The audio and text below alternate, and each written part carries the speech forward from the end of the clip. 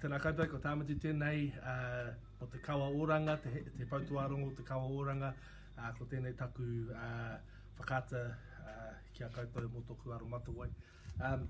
I'm here with, this is my gym. Let's do a quick pan around, Mum. This is my gym, Whitianga Boxing Academy.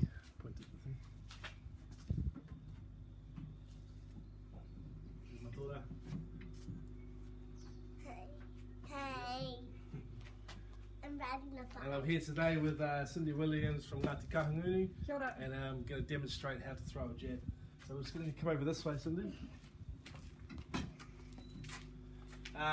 Everything in boxing, everything starts from your feet. So it's important that we start off with the correct foot position.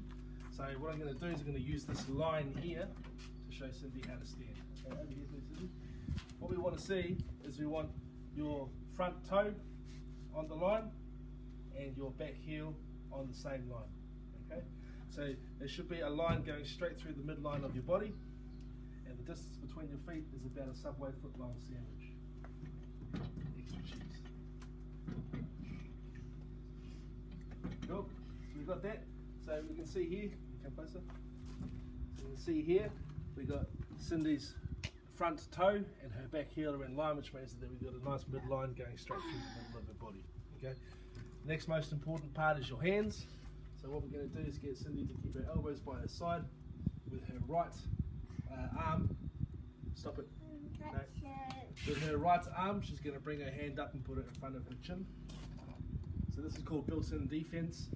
If we build in defense into how Cindy is standing, we don't have to teach her how to block as much as it would if she had a different style.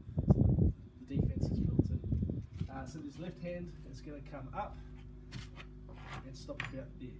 Okay, we've got the elbows in nice and tight, which is protecting her ribs, and we've got the lead hand or the jab sticking out a little bit. The reason for that is because from here to the target is half the distance from here to the target, which results in a faster punch.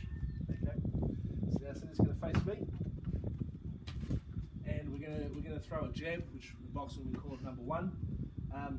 For the number one, there's lots of different ways you can do it, but this is the way that we're going to do it today.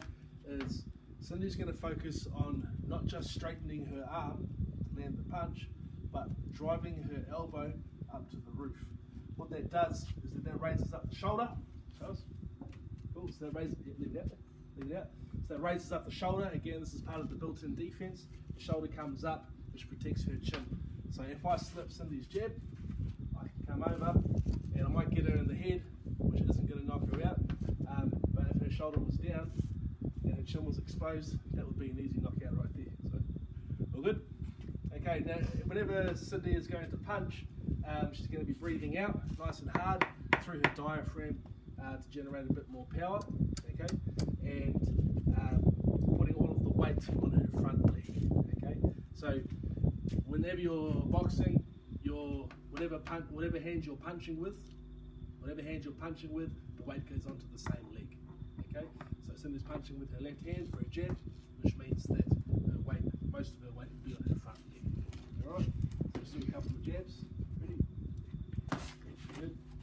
Nice. Push it up to the ceiling. Good. Cool. All right. So that's a really good jab right there. And now I'm gonna take another half a step back, and Cindy's gonna step into the jab. And what we want to try and do is get Cindy's foot and her hand to land at the same time. So when her glove hits the pad, I want her foot to also hit the floor. Okay? Ready? Hip. Hip. Hip. Alright, now a few common mistakes when you're learning how to jab. The first mistake is when people try and load up their jab to get more power, which looks like this. Cool. Now the reason why that's a terrible idea is because as soon as you see them pull back, all I have to do is step back and they miss the punch. Alright?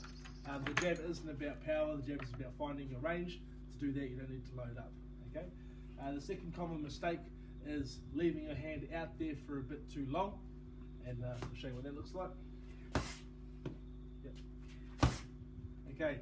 Now the longer your hand is out there, the more vulnerable you are to counters. So if she does it again, leave the hand out there, I come straight over and I can heal. Okay. The last one is dropping your hand down after you throw the jab. Another common mistake. Go. Cool. Again. Now this often happens when you get tired. You throw the jab, and instead of bringing it straight back to protect yourself, you drop it. Okay, which leaves your whole left side vulnerable. All right. Next punch is going to be the number 2. So number 2 is with Cindy's right hand. It's a straight punch across or a straight right, which means that all of the weight is going to be on her right foot.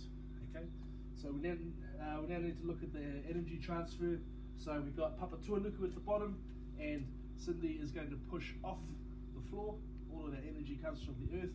Push off it and rotate her, pivot her foot, her knee, and most importantly her hips at the same time as extending her punch. All right, so all your power comes from your legs here. There's no need to pull back to throw a really big punch. It'll actually just slow you down. It's called a straight punch. It's going to go straight from Cindy's chin straight to my chin. Ready? Again. Good. Alright, so now to get a bit more power, I'm just going to encourage Cindy to put more weight on her back foot and see what happens. Okay. Now think of yourself as a spring. Alright, the spring's coiled and then you explode out of it. Ready? Go. One more. Good. Alright, so that's your number 2. Now we're going to